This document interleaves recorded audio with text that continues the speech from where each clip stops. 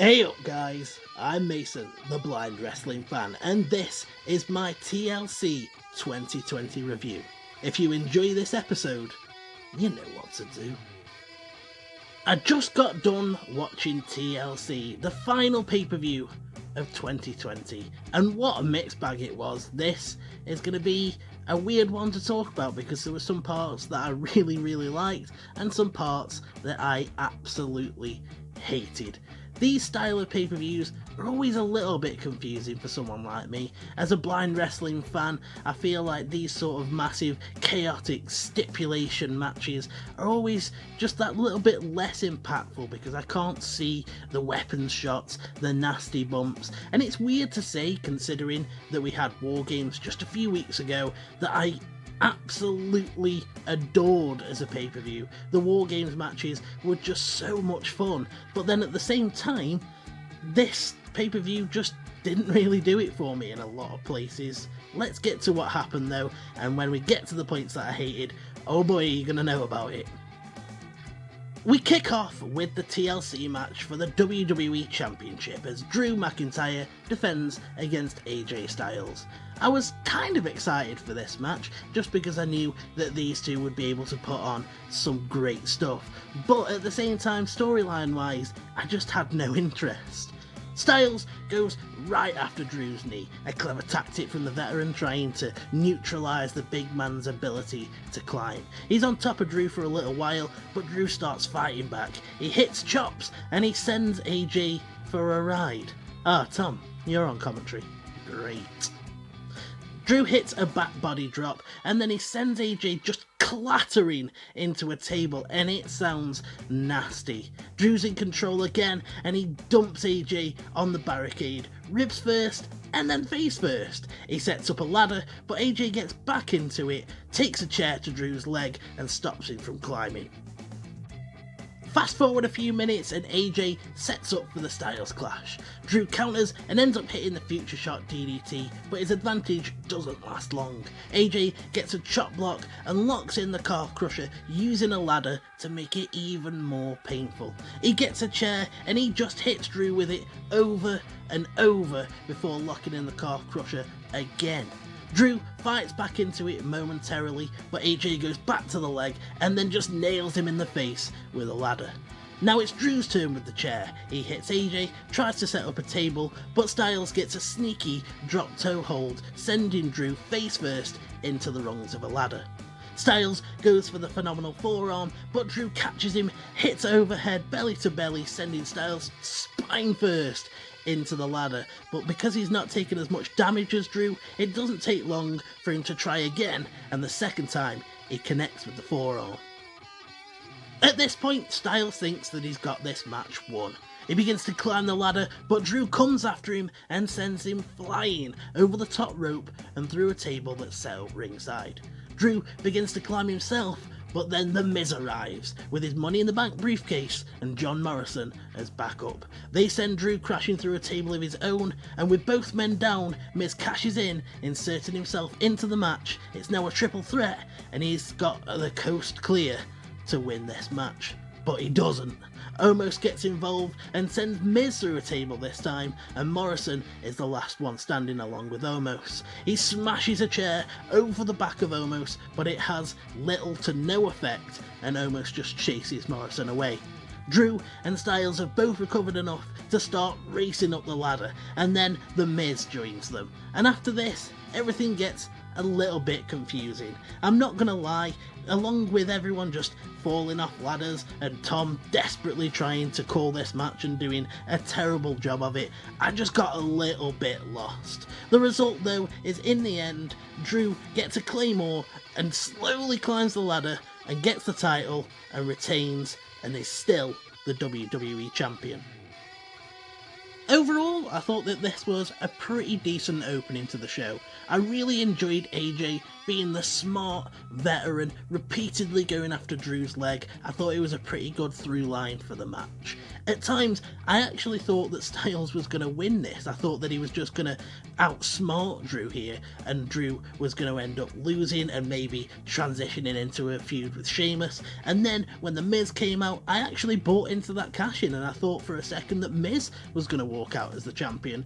But I'm glad that they finally did this. Drew retains, Miz doesn't have the briefcase anymore, so he can just piss off.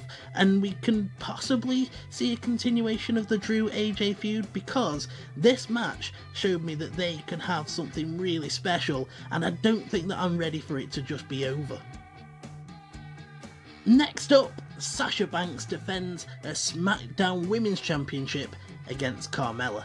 Honestly, I was quite looking forward to this match. I really enjoyed the build to it, with Carmella just getting inside the head of Sasha and them telling the story of Sasha being overly emotional. And with the history of Sasha not being able to defend her titles for very long, there's always that small chance that they might take it off her. Even though I thought that Carmella probably wasn't going to win, there's still that small chance, and that made it quite exciting for me.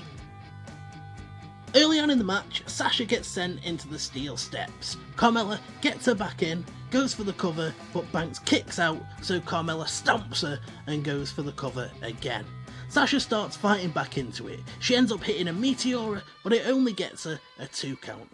A bit later, Sasha takes what sounded like a nasty bump, hitting her neck on the apron. We get this great sequence that I really enjoyed. Michael Cole called it pretty well, if I'm honest. Banks hits a backstabber, delivers a kick, a double knees, 3 amigos, goes up top, hits the frog splash, but still can't get the 3 count. Even though he called that sequence pretty well, he then kind of messes up. He screams that Carmella spikes Banks, and Graves has to sort of wade in and say that she did a tilt-a-whirl, so I kind of gathered that it was a tilt-a-whirl DDT. Despite going for multiple covers, she still can't put Banks away, so she hits a super kick, goes for the cover again, but Banks gets the ropes.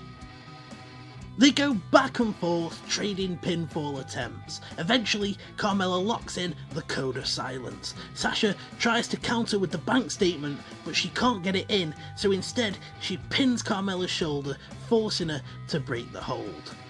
The bank statement gets locked in, but then the sommelier, who we now know is called Reginald, gets involved, and Sasha gets mad. She gives him a Meteora, but this leaves her distracted. Carmella comes in, capitalises, and nails Banks with a pair of super kicks. But it doesn't put her away, and not long afterwards, the bank statement is locked in again, and Carmella taps this time. I really enjoyed this match. It wasn't the longest, it wasn't a match of the year candidate, but it was a nice, solid, entertaining match, and it makes both women look really good. Sasha gets a nice, clean defense of her title and gets to show that she can defend the title and that she's not overly emotional. Meanwhile, Carmella ends up looking like a legit contender who at any point could challenge for the title again, as well as still being a dastardly, nasty little heel. She's gone from not being around to being one of the best things about SmackDown, and I'm honestly really glad that they gave her this opportunity because she has shone. This was definitely one of the most enjoyable matches of the night, in my opinion. The Hurt Business versus The New Day for the Raw Tag Team Championships was up next, and honestly, this match wasn't good or bad. It just sort of happened. I'm sure some people really enjoyed this match, but honestly, I'm just not as into tag team wrestling as most other people. As a blind wrestling fan, it's just a little bit confusing and hard to keep up with at times, especially when it's one of those matches where there's lots of tags in and out and it's difficult to keep up with who the legal competitor is. Alexander starts off this match with aggression, but it doesn't take the New Day long to get on top and they hit him with multiple moves. At one point there's a bit where Kofi hits Benjamin with a stomp for 2 as Alexander and Woods are fighting on the outside. Wood tags in and gives Benjamin a DDT for the 2. There's a part where Kofi ends up hitting SOS for 2. Alexander ends up getting a knee strike and a brain buster, but Woods breaks it up.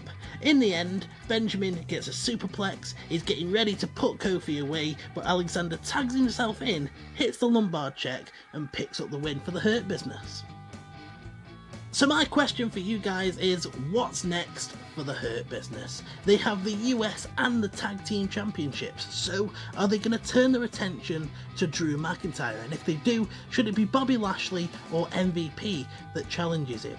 It means that Drew would have to go from one storyline where he has multiple people going after him to another one where he has multiple people going after him. But I think it'd be a little bit more interesting because the Hurt Business is an actual faction. And to be honest, having a dominant faction running Raw might be a pretty interesting way to freshen things up. Let me know what you guys think. Well, you're going to have to bear with me, guys, because we've arrived at one of the points that I hated. But I think enough time has passed between me watching the match and me talking about it that I'm going to be able to stay calm. So, after weeks and weeks and weeks of Lana getting put through tables, she finally got her comeuppance and got her revenge and pinned Nia on Raw, and then got wiped out of her own storyline. And obviously Asuka needed a partner, so that all week we've been wondering, who will the mystery partner be? And just like everybody thought, the mystery partner was Charlotte. Okay, I'm calm, I'm gonna stay calm. So the mystery tag partner is Charlotte, and Asuka and Charlotte are just thrilled to be working as a team.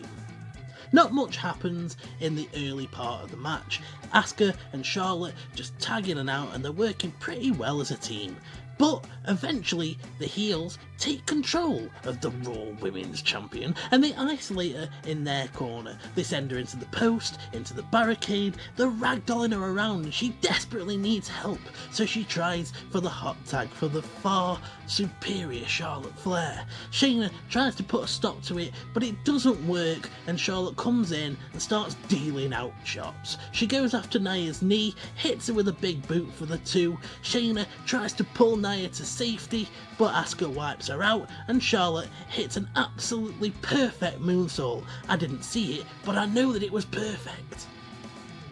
Nia hits a Samoan drop, but she doesn't realise that Asuka's tagged in and she ends up getting hit with a missile drop kick.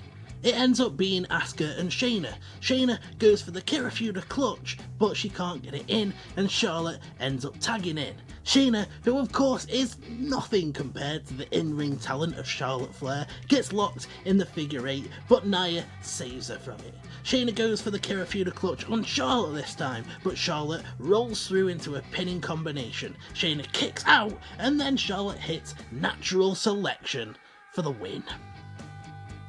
Guys, I hate this. You know what?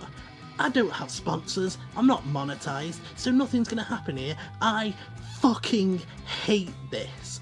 To have Lana come this close to TLC, to have that storyline, and say what you want about the Lana storyline, it's had its ups and downs, and I'm sure some people, I know for a fact my best friend Dan, didn't find this interesting, but I thought it was okay. I liked the idea of them presenting Asuka as this in-ring veteran, an expert that could take someone like Lana and train her into being a winner, and it's also a good story of having an underdog that can finally get some redemption against bullies. It's a good one for the children. And then you just get this close to TLC and have Lana get wiped out, write her out, and replace her with Charlotte fucking Flair. She is just the most overrated, shoved down your throat person imaginable, and it just drives me up the wall. And then to have Asuka be this babyface in peril, needing to hot tag Charlotte, and that's how this is gonna go. Them as tag team champions is gonna be Asuka getting beaten down and needing to tag Charlotte, and then Charlotte wins, lol, and it just drives me mad. I'm gonna move on before my head blows up. Next up is Roman Reigns and Kevin Owens in that TLC match for the Universal Championship. And as much as I hated that last match, I loved this match. It was mint. Owens looks like an absolute badass, just refusing to stay down, and it's the first time that we've seen Roman have a little bit of doubt, and it looked like he might actually be beaten. Oh my god, let's run through this because it was awesome. After Roman makes his way to the ring, Owens doesn't even bother with his entrance. He storms down and launches a vicious attack on Roman. He quickly ends up hitting a cannonball in the corner and a frog splash off the apron. Now that Roman's down, Owens turns his attention to the Universal Championship. He sets up a ladder, but just like we knew that he would, Jey Uso gets involved and attacks Owens. Kevin gets a chair and starts clobbering Jey, focusing in on the ankle, trying to break it and make sure that Jey can't get involved in this match anymore. Reigns hits a drive-by kick. He is pissed off at the way that this match started, and now he's out to punish Owens. He starts battering him with a set of steel steps with a ladder. Owens refuses to stay down, so Roman stomps him. He mauls him with a chair, goes for a Samoan drop. Owens blocks, but Reigns hits a back body drop, sending Owens crashing onto some chairs. Owens goes after Roman and hits him with a fisherman's suplex, driving him onto a chair that buckles under Roman's weight. Owens sets up the ladder, but once again Jey gets involved and stops him from climbing. Roman nails Owens with a Superman punch, but Owens fires back up, hits a super kick and a stunner on Roman before taking Jey and giving him a pop-up powerbomb through a table and burying him under the rubble. Back in the ring, he sets his sights on the championship again, but Roman has recovered enough to put a stop to it. He gives Owens a spinebuster through a table, slams him on a ladder, puts him through another table, and then gives him a Samoan drop through yet another table. Now it's Roman's turn to climb the ladder, but Owens, who still isn't done, stops him from retrieving the championship and gives him a slap. Roman is mad and he spears Owens through another table. Owens refuses to stay down. He tells Roman that he's gonna have to kill him to stop him. Roman tries to spear Owens through the barricade, but Owens sidesteps and Roman crashes into the barricade. Owens gets in the ring, sets up the ladder, climbs up, gets his hands on the championship, but Roman gets back in and drags him off the ladder. Owens hits a pair of super kicks, goes for a pop-up powerbomb, but gets hit with a Superman punch. He ends up putting Reigns through a table anyway and starts climbing the ladder again. He gets his hands on the championship again, but now Uso's back. They fight. Owens gives Jey a stunner. He goes up the ladder, gets his hands on the championship one last time, but Reigns gives him a low blow. He locks in the guillotine until Owens passes out and his limp body falls to the ring below, leaving Roman to retrieve his championship.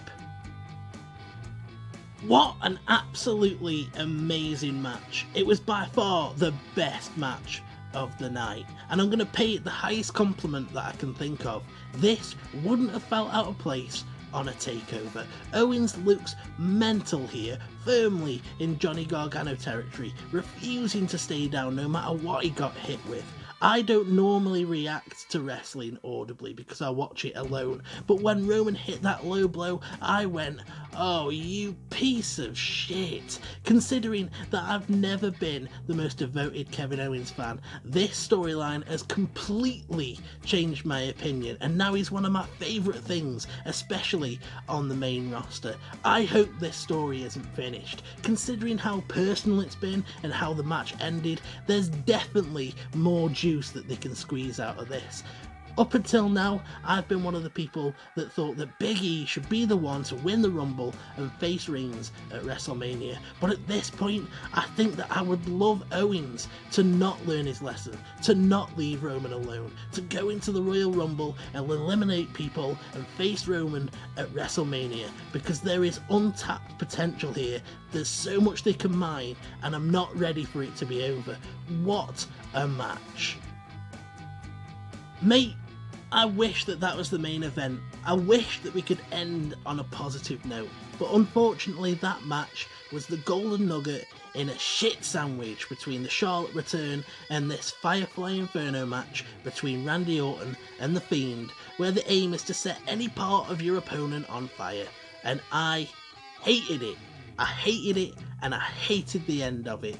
It took a few minutes to get started. The Fiend was just giggling and laughing at Orton. Orton ended up going for the RKO but was driven into the corner and headbutted. He managed to avoid the Sister Abigail once, twice, and on the third time he tries for an RKO but gets hit with the Sister Abigail. He then avoids getting set on fire multiple times. He avoids getting murdered with a pickaxe. He then wraps his fist in a chain and goes after the Fiend, which I've always hated. I hate it when people wrap their fists in chains because that would definitely hurt your hand more than your opponent.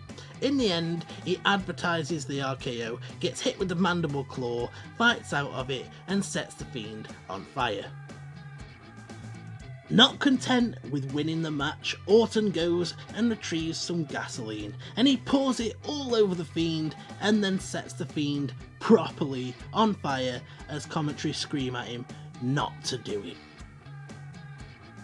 Why did they do this? Why did they do this? I don't understand.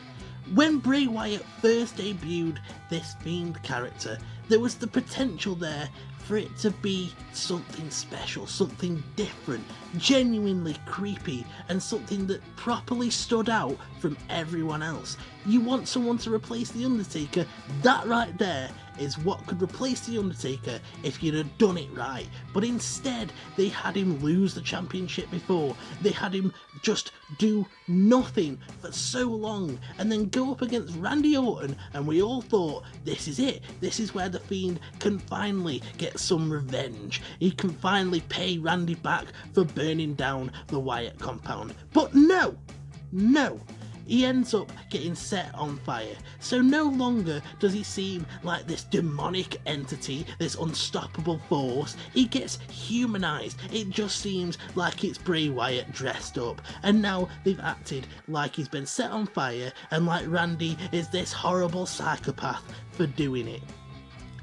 This is absolute bollocks. Randy Orton doesn't need building anymore. We all know he's great, we all know he's a legend, we all know he's a Hall of Famer in the making. I don't understand why they felt the need to feed the Fiend to Orton and have Orton set him on fire and not just win the match, but be like, oh, well, I'm not satisfied with that. I've got to go and get some gasoline and actually set him properly on fire to have a shock ending to TLC to cap the year off in a fucking flame fest. Oh, I just cannot stand this. Maybe if I'd have been able to see the spectacle of the flames and how cinematic and cool it looked, maybe I would have enjoyed it a bit more, but I feel like I still would have hated this ending. And honestly, it's so disappointing, and coming right after that amazing match between Owens and Reigns, it just felt like an absolute turd had been laid as the show went off the air. I just don't know why they did this. All in all, when it comes to TLC, the bits that hit were spot on, but the bits that missed were so far off the mark. I enjoyed the Styles McIntyre match at the time, but in the end, I feel like it pales in comparison to the Owens Reigns TLC match, which will definitely go down as one of my top 10 favourite matches of this year. At the same time, Charlotte returning and replacing Lana in that women's tag match, and Randy Orton getting one over on Bray Wyatt once again, will both definitely go down as one of my top 10 worst moments of this year. So there were some real highs and some real lows. But if you want to let me know what you thought of TLC 2020, you've got options. You can drop your thoughts in the comment section, find, follow and get in touch on Twitter at Mason_WITD, or email wrestlinginthedark@gmail.com. That's all we've got time for now. I'm off, and you should have a good one.